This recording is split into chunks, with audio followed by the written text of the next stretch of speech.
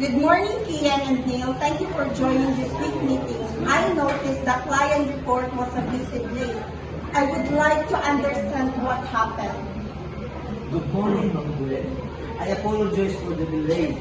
I underestimate the time delay to verify the data and count the missing files from the previous week. Thank you for explaining, Kian. Were you aware of that issue? Yes, ma'am. Ian reported late afternoon. I helped decode some records, but the server was slow, so we could not complete everything on time. I appreciate your honesty. Next time, please inform me earlier so we can adjust deadlines or request assistance. Communication is very important. You're right, Ma'am. I should have updated you sooner instead of trying to finish it alone. That's okay.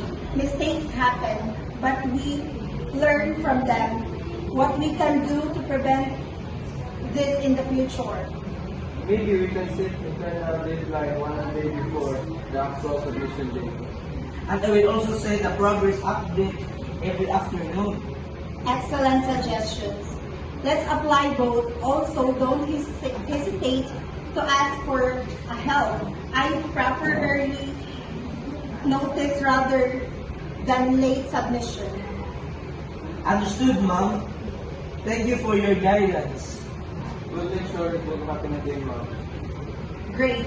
I appreciate your teamwork. Let's continue improving our workflow. Meeting enjoyed. Thank you, Ma'am.